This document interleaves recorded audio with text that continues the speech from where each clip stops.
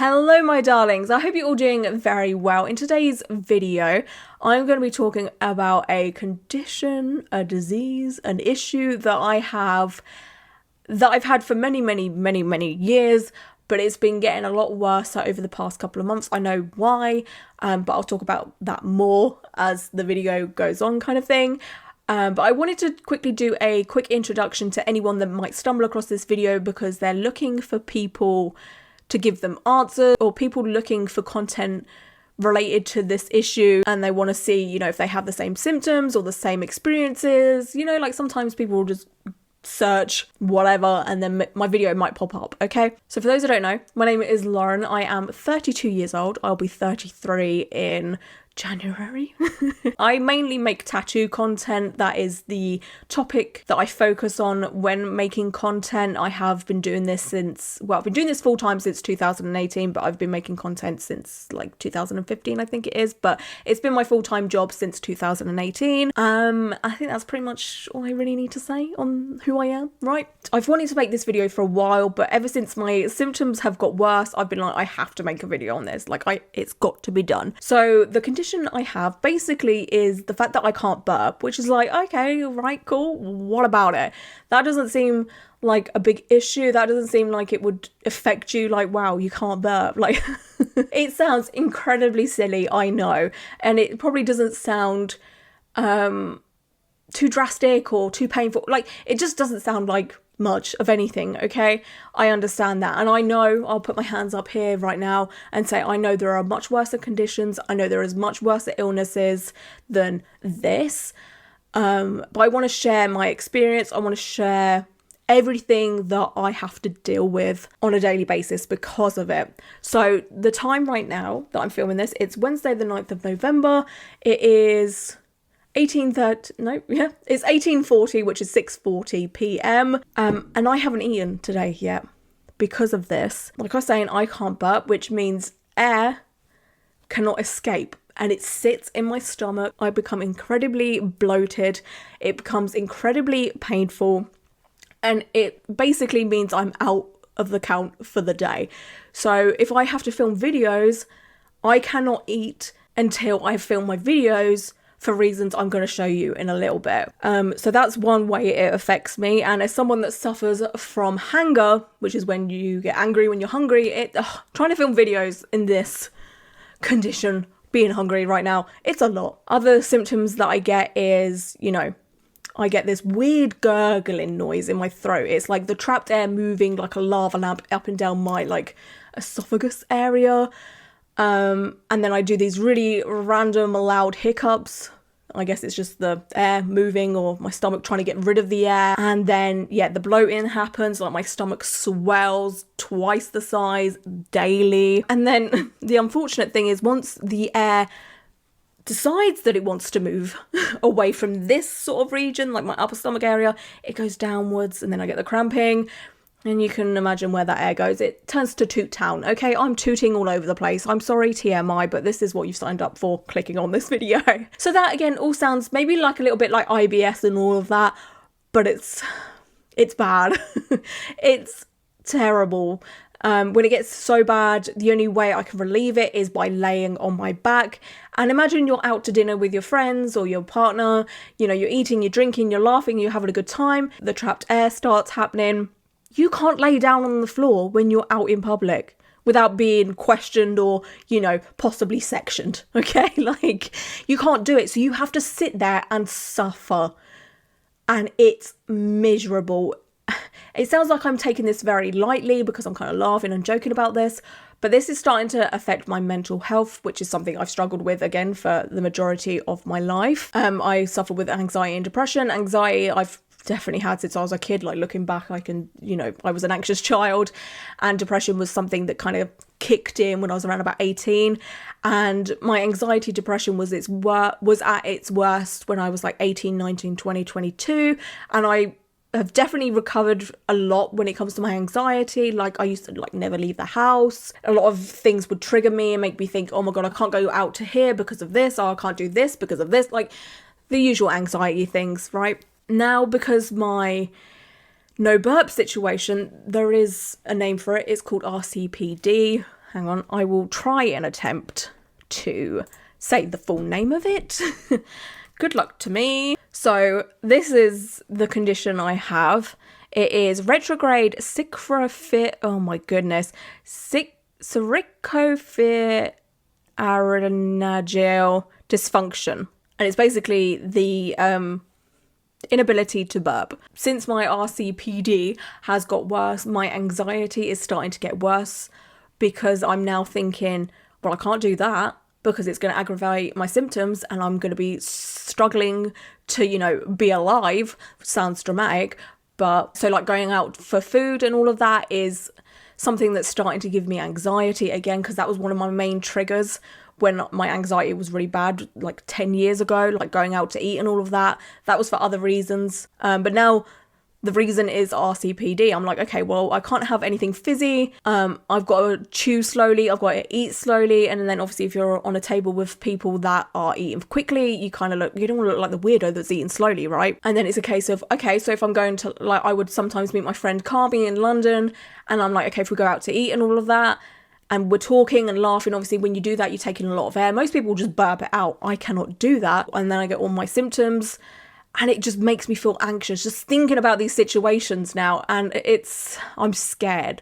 This is why I'm making this video, for awareness, to make sure people don't feel like they're alone and just to voice what I'm going through right now. Because for the majority of my videos, it's all like happy-go-lucky. I want my channel to always be a comfort zone for people. I want people to come and watch my videos and feel, you know, I want to be a distraction for people.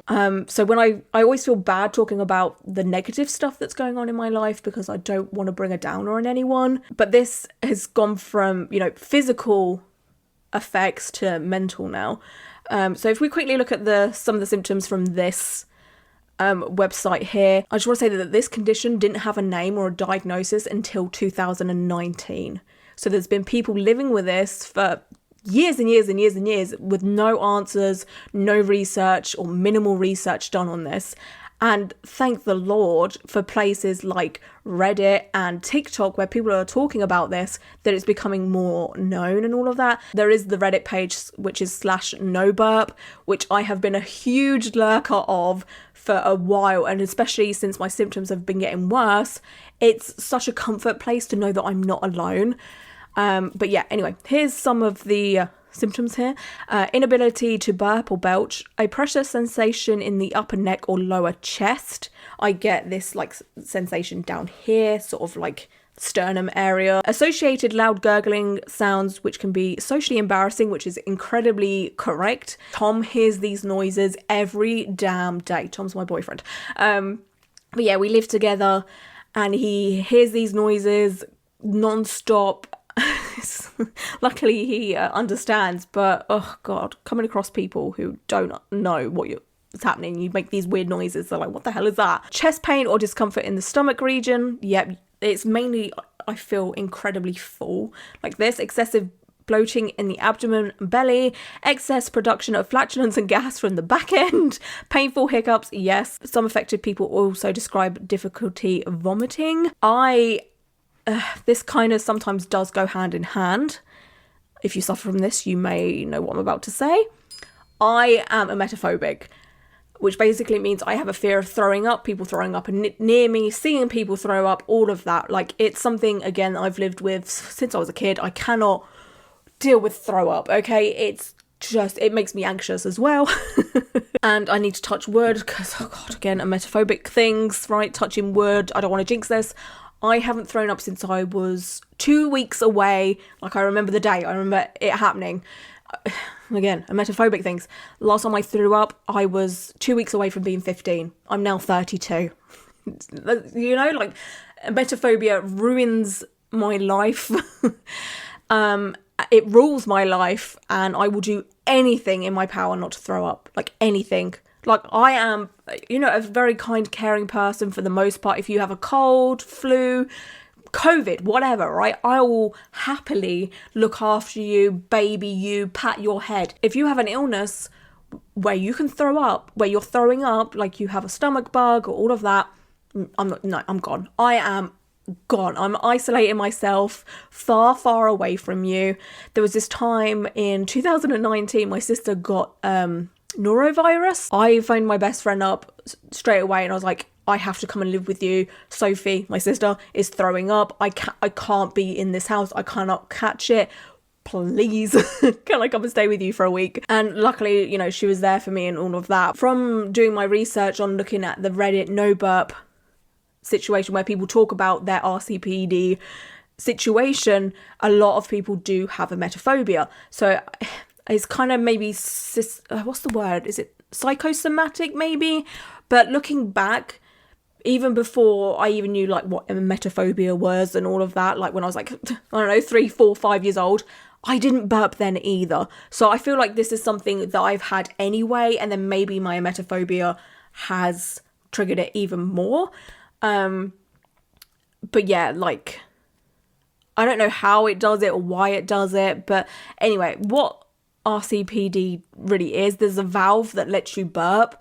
Mine doesn't relax to let that happen. It's constantly, you know, working on point, doing the most. But I would say my RCPD symptoms started to be a bit more noticeable when I was 18, which is quite a common thing for everyone else. I remember the first time that it got incredibly bad, I was out in this sort of like nightclub area. And at the time I didn't drink alcohol. I still really don't drink alcohol that much, but you know, I was probably one of the only 18-year-olds that didn't drink. One of the reasons is, you guessed it, emetophobia. I didn't want to throw up. But yeah, I would be drinking like Coke or Red Bull or something like that. And there was this one time that I was drinking, you know, having a good time, and I could feel like I was very aware of the fact that I had trapped air. And I was like, what is happening? Like, I feel incredibly bloated. I feel like there's a lot of pain going on here. So I went and sat outside for a bit because I was like, I just need some air. And it was terrible. And then I started to feel better. So I was like, okay, I'm gonna go in, get you know, another Red Bull. So stupid. And then it started to happen again. I would have the trapped air, the gurgling. When the symptoms first started happening, it would be over and done with pretty quickly. For whatever reason, my body could just, you know, get rid of the air. It would just go all the way through very, very quickly. Now I'm suffering for hours and hours and hours and hours and hours. But yeah, I went back into the nightclub, drank another Red Bull, and it happened again. But this time it was horrific. Like, it was awful. So I had to go outside again, and then it was time to go home. And then the worst thing that could ever happen to a emetophobic is I had so much trapped air that I started gagging. Like, it was like my body was trying to get rid of this trapped air. And I obviously vowed to myself that I would never ever let myself get in this situation again. So obviously, like, I was gagging here and there, like trying to do it discreetly. I was kind of like, you know, like, horrible. And I think because of that situation, I continuously swallow this air down. You know, like, if I get trapped air, I swallow so fucking much. Like, I'm just sitting there and I'm like I'll just swallow it like every 30 seconds because I'm trying to push this trapped air down. Whether that does anything or not, I don't know. I don't think so. I think that's why it's getting worse. And that kind of situation's only happened about 2 or 3 times in my whole life. But yeah, it gets to the point where everything hurts so badly. I start, like, sometimes it gets to the point where it's so bad I start shaking because I'm in so much pain and I'm like traumatized and I'm like, oh my god, I'm gonna throw up. Like, emetophobia, anxiety takes over. Yeah, it's a lot. And trying to explain this to people is also very, very exhausting. You know, like, some people just don't understand. So, I mean, again, there's maybe some people watching this that are just like, what the hell is happening right now? Like, this isn't a real thing. I'm now, on purpose, gonna trigger my symptoms. I'm gonna go and eat like dinner. I'm gonna go and drink and all the other stuff that I would do on a daily basis. You know, I'm gonna have my breakfast, lunch, dinner right now. I'm honestly just gonna eat some garlic bread. I just fancy some garlic bread, okay? And then I'm gonna come back in about an hour. So, well, yeah, about an hour-ish, and I'm gonna sit here and you're gonna hear every noise that I make internally. You're gonna see me hiccup. You're gonna see me struggle to be alive. I'm gonna hopefully aggravate it to the point where I feel like I have to lay down. And yeah, I'm going to show you all the symptoms and talk you through it and all of that. And also, when I come back, I'm going to talk about like what is the fix of this? All of that, right? It's a lot, but this is something I have to live with daily now. And the reason I didn't talk about the reason why it's got worse, I recently started taking omeprazole because I have bad acid issues. Unfortunately, it's something that so the majority of my mum's side of the family has. So my auntie has bad acid issues, my uncle, and now my cousin does, and then my nan's brother had it, and then I think just generations above that all had bad, heartburn, indigestion, and unfortunately I have that, so that's great. But yeah, I started taking omeprazole about 2-ish months ago. It changed my life for the positive because I don't have to take Rennies all the time, like antacids. But it aggravates my RCPD to levels I didn't know exist. So normally I'd get a bad, flare up probably once a month or maybe twice a month. The bad flare ups that I considered awful happen every single day now because of this. So it's a constant battle of, do I want to keep taking on omeprazole and living like this, or do I want to stop taking it and then having horrific heartburn and then damaging the insides of my esophagus area? That could be incredibly dangerous if it's not treated. But then I get a somewhat better quality of life because I'm not, drowning in my own air, which is what it feels like sometimes. I'm going to go and eat now. I will be back. Okay, I am back from eating. It is now 19:48, so that's 7:48. And yeah, just finished my first meal of the day, which is crazy. But like I was saying, I cannot really eat until I've done my filming for the day. Otherwise what will happen is what's going to start happening as I record this next segment, which is that. Yep, that just came from my throat. And that's basically the which is basically the trapped air that's sitting right now just here. So in my sternum area, that's where I can feel it at the minute, just like this bit here. At the minute my stomach isn't completely hard. Sometimes I'll get so bloated and have so much trapped air that the top of my stomach gets solid. It pretty much feels like a basketball. It's so hard. It feels like I've got abs, which I obviously don't. But yeah, it just gets so incredibly stiff. And hang on. Oh, here we go. That's the random hiccups. But yeah, that's pretty much what happens after I eat. Now, I didn't eat much. I ate, just some garlic bread, and that's about it, to be honest with you. I didn't eat anything extravagant. I didn't have a massive heavy meal. I also want to quickly say that I don't have any intolerances. I'm not allergic to anything, so it's nothing like that sets this off. This is basically anything will set it off. Lovely.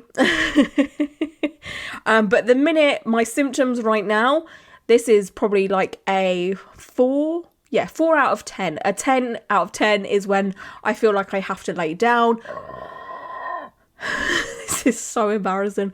Yeah. So I'm about at a 4 now. I feel kind of bloated. The noises are starting to happen. The hiccups have started to happen as well.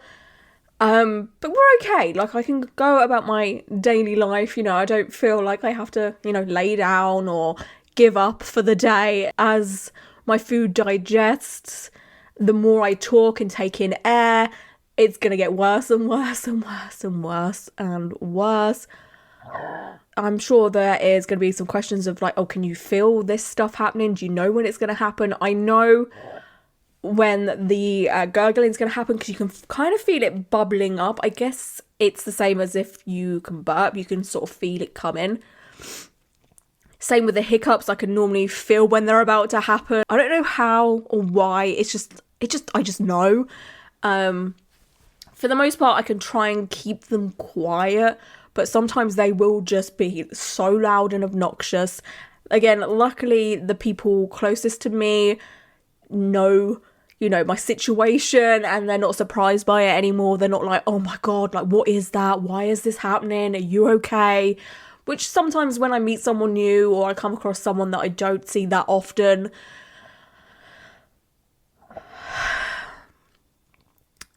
Now I can feel myself getting out of breath. That is another symptom. My stomach. So I've never been pregnant. I don't know what it's like to be pregnant, but I feel like this might be on the same length, like on the same wavelength. But basically my stomach will expand so much, full of air. And obviously if I've just eaten, that is another, factor as well. But my stomach will sometimes expand so much that it will start pressing on my lungs. Kind of like if you were pregnant, like I'm so full of air, I get out of breath. And sometimes when it's at its worst, I will struggle literally walking from this room to my bedroom, which is literally like 20 steps away, okay? And I'm starting to feel that now. Like, I'm starting to feel kind of breathless. And I'm not saying, like, I'm the most fittest person ever. Like, definitely not. You won't catch me running a marathon or anything like that. But I go from, average fitness to incredibly bad very, very quickly. Like, stairs are, oh my God, I feel like I'm literally drowning in my own air sometimes. That, if I take the stairs, I get to the top and I'm like like that, because I just can't, I cannot get air in, because I've got air trapped all in this sort of like esophagus in this like esophagus area. And then obviously my stomach's expanded, so my lungs don't have much room to move, and I just sometimes feel like I'm literally drowning.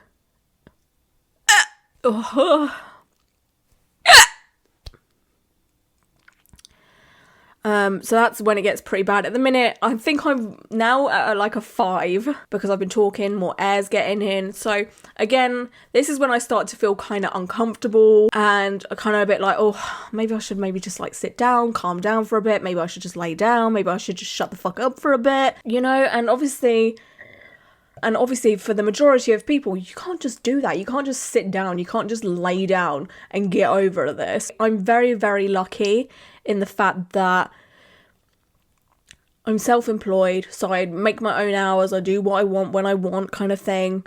But if I was still, working in retail or in any other job, and say I had my lunch and then I had these symptoms, ooh, that was fun. Yeah, it would just be absolutely freaking miserable. I wouldn't eat. I really would not eat until I got home, which is obviously incredibly unhealthy. It's not good for you to go, so many hours without eating and then eating one meal a day. I know some people do that or whatever, but it can't be good for you in the long run, right? I don't know, maybe it can.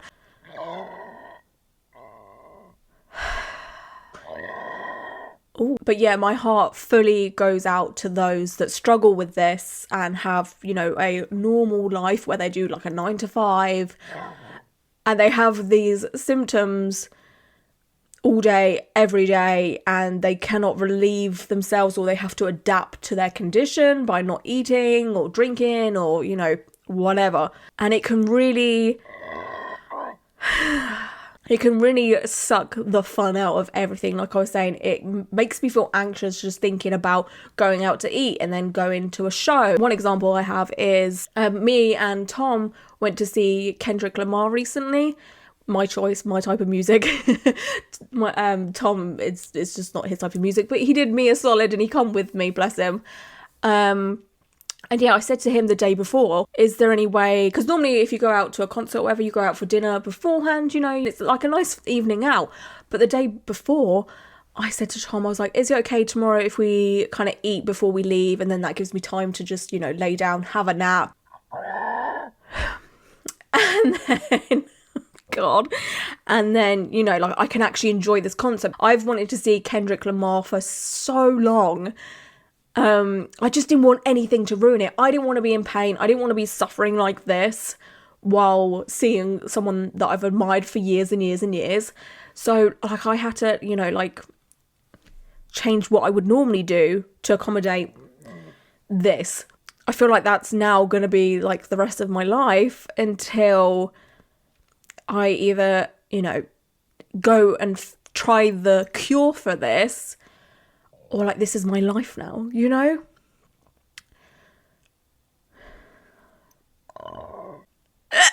Oh boy.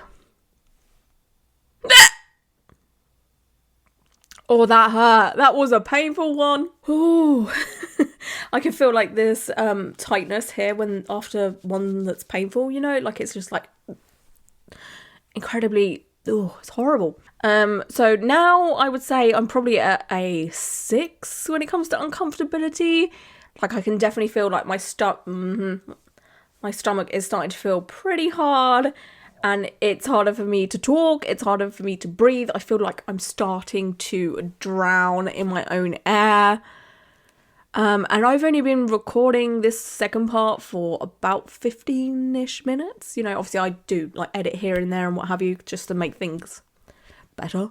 Instead of loads of pauses or whatever, because sometimes I will literally have to sit here and take a breath. And nobody wants to witness me just stare off into space and catch my breath. Like that. Like right now. I need a moment, you know, just to breathe.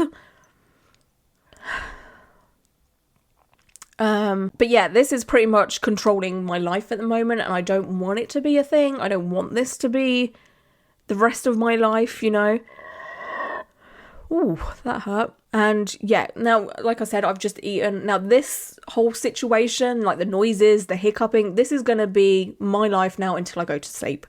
Which, with my sleeping pattern, isn't going to be until about 2, 3 a.m. So I'm going to be dealing with this trapped air, the painfulness, the bloating, and all of that until, you know, I go to sleep. And the gurgling noises pretty much are aggravated if I lay down. But the laying down kind of helps and eases the trapped air. It kind of makes it move through the system a bit quicker. So it's like a catch-22 situation. But like say when Tom comes home from work, he works in a pub, but he'll come home from work and I'll be making all of these noises and he'll be like, oh, you're very gassy today. As if like I'm not every other day, right? And there's a couple of things that he can do that kind of help relieve the symptoms that kind of sound so stupid. But sometimes he'll like put his hand on my back and he'll push, and it sounds kind of violent, but like the movement helps a little bit, like the vibration of him doing that. Also, he'll sometimes like rock me. That sometimes help. I think just like the movement gets the air moving around in my system, if that makes sense. And the only other thing that helps, like I said, is laying on my back. Sometimes if I lay on my front, that can sometimes help, but sometimes not. It depends. It either helps or it makes everything so much worse. Other things that make the symptoms not so bad, but they still happen, is if I obviously stay away from like fizzy drinks, which is unfortunate because Pepsi Max is my absolute favourite drink, but that drink right now in the past like couple of months has been making my life hell. If I'm having like a bigger meal, I'll have water, but this is so weird. Water also makes me feel awful, and I don't know why, because there's absolutely no carbonation in it, but if I drink quite a lot of water, I get like this, and it makes no sense to me whatsoever. Also, there's this big debate as to whether you should drink with a straw or without a straw. Again, whether I drink with a straw or not, I still get the same symptoms. Like, it's just like, there's no escaping it, basically. No matter what I do, I end up with the gurgling, the hiccup, the bloatingness, I sound like fucking the singer from Lorna Shore, I swear to God. It's like... Ooh. Hang on, I've got another one coming, I think. Nope. It was that. Now that's me.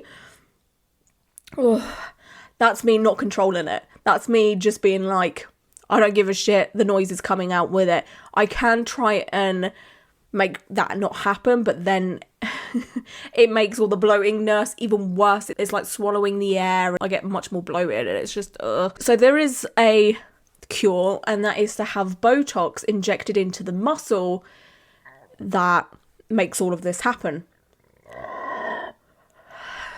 So the muscle that lets you burp, the Botox can make it relax. Now, there's 2 ways of doing it. It is under anaesthetic, I believe. So when you go to sleep, a doctor, surgeon, there's not many that can do it. I think there's only like a handful of doctors, surgeons in the whole world that can do this. Because again, this condition has only been given a name in the past like 3 years, I think it is, 2019, 3-ish years, yeah. So it's all still somewhat experimental. But yeah, you can have Botox in that muscle through, you go to sleep, and I think they may go like down your throat to do it or something. And then you can have it with just local anesthesia, so you just get numbed or whatever. And I think it goes in this way, like it goes through you or something. I don't know. I haven't done too much research because it scares me. I've only got this kind of information from Reddit where people talk about the fact that they've had it. And I've seen a few TikToks as well of people that have had the procedure. I have to do a breathe because I feel like I'm drowning. I'm definitely at like a 6.5 now. I'll just say about a 6.5. So what that can do then, after a couple of weeks, you start to be able to burp, but that seems to have somewhat of a success rate. The only downsides of it is, one, it may not work and you might have to do it again. 2 is, again, it is experimental, so some doctors will put in a certain amount, other doctors will put in another amount of Botox, like certain units or whatever. So that's all risky because, again, because one of my anxiety triggers is medical stuff.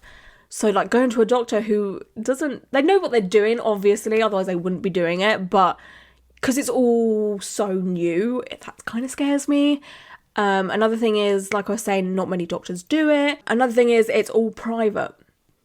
So you're looking at anywhere from £800 to £3,000 plus, which in the long run, spending that amount of money and it works would be great. But if it doesn't work, well, that sucks. And second thing is, if I have to do it again because the certain amount of units that the doctors put in isn't enough, I have to do it again, obviously. There's a chance also that I'll do it, it works for like a couple of weeks or a month, and then it stops working, and then you're back to square one again. There's so many, in my opinion, risks at the moment. It just terrifies me, you know? And there's another thing of like, because obviously I have emetophobia, and I feel like one of the reasons why I haven't thrown up in so many years, touch wood, is because I have this condition. Like there's something stopping air coming out. So what's to say that if I get this Botox and then all of a sudden I start like throwing up all the time? Do you know what I mean? Like that just terrifies me. That scares me so much that I'm like, maybe it's just worth not doing it. But then I'm like, can I live like this for the rest of my life, of just like struggling to eat a meal and do my job and have fun? Oh, come on. Right, I'm going to try and suffocate this one. Oh. Oh. So that was me not letting it out as much as it wants to come out. And it hurts so bad. I'm definitely at number 7 now. So this is where I'm at the point of like, there's so much air inside of me right now.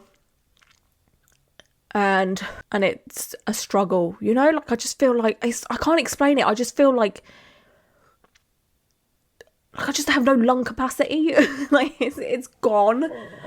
Oh, fuck me. The whole like getting the Botox situation, it's on the cards. Like I'm not saying I would never. Wow, okay. That was rude. There's a lot stopping me from doing it, you know? I don't know. But I feel like if I was to do it, I'd obviously, you know, document it maybe or talk about it more. I just wanted to do this video just to like show what it's like, because if you watch my content regularly, you've probably heard me do the odd hiccup here and there. Sometimes I will leave in a throat gurgle once, every now and then, but this is the extent of it. Like this isn't even as bad as it can get. Like I was saying, I'm about 7 right now. A 10 is when I have to go lay down. Oh, bloody hell.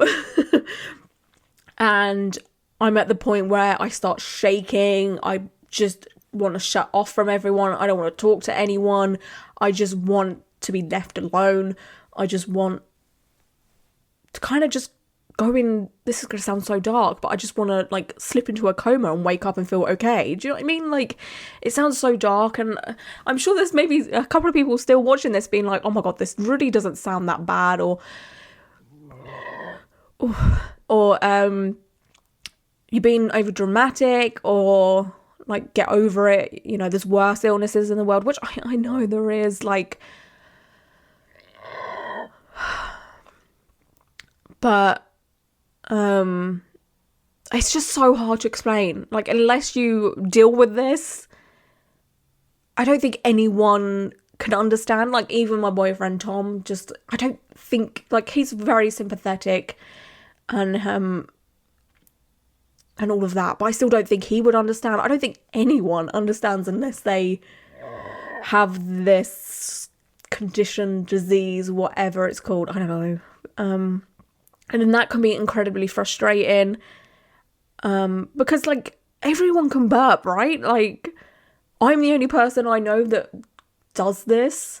I've had a few comments, you know, over the years on YouTube and stuff when I bring it up, of people saying, oh my God, I'm the exact same, or I can't burp, or I get those gurgles, la la la.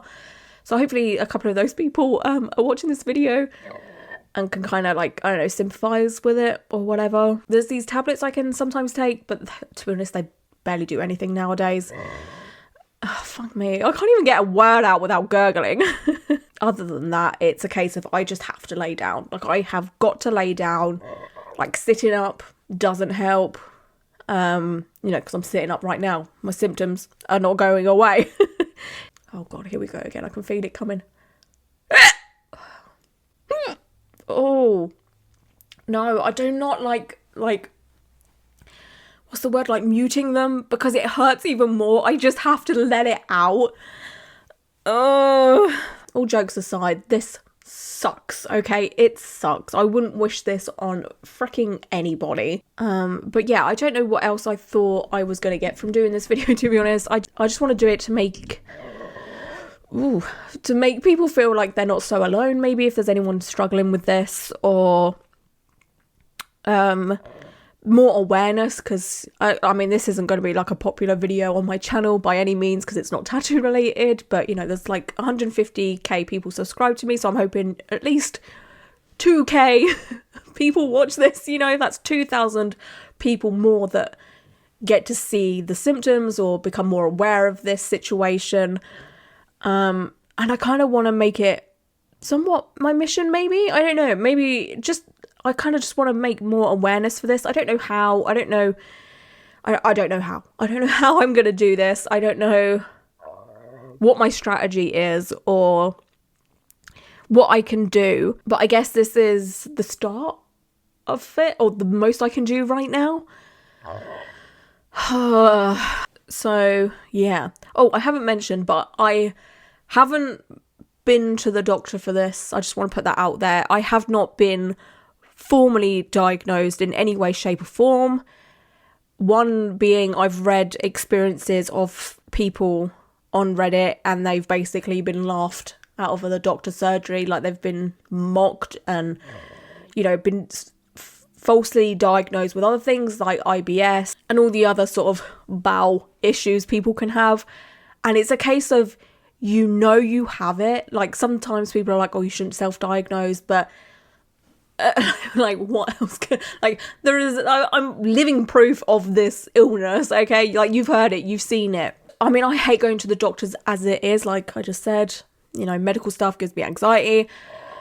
And the doctor that I have at the moment is lovely. Like, she is so sweet and lovely. I've been a couple of times, one for my ear infections that I keep getting, and for, you know, getting omeprazole for my acid issues. Like, she was so lovely. But even then, I'm just scared of going to a doctor because, like, what can they do? Like, the treatment for this isn't on, like, the NHS. I'd have to go private anyway. So, like, why would I be going? Like, there's literally no reason for me to go until until, you know, I want to maybe go ahead with trying this whole Botox situation. Yeah, I don't know. It's It's something, right? But yeah, I'd love for anyone that kind of suffers with this to comment down below, share your experiences. Is there anything that helps you? If you have had the Botox treatment, then please comment down below your experiences and all of that. Like, did it work? Did you have to have it a second time, a third time? What was the recovery like and all of that? I don't know. If you have absolutely any questions to do with this topic, then please comment down below.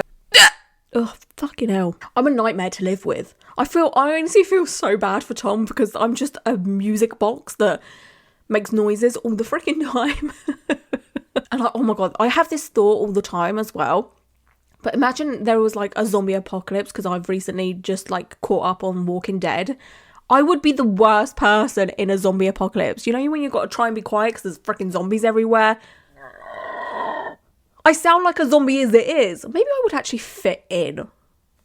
I don't know where this is gonna go, or if I'll make any more, or if fucking hell, or if I'll make any more content like this in the future. Obviously, if I go ahead with the whole Botox situation in the throat, I'll share my experiences and what have you, or document the whole process. But until then, I don't know. This is my life, I guess. Like, just noisy, drowning in my own air, bloated, have to lay down after every meal, and have to go about life not eating until I'm like at home or whatever.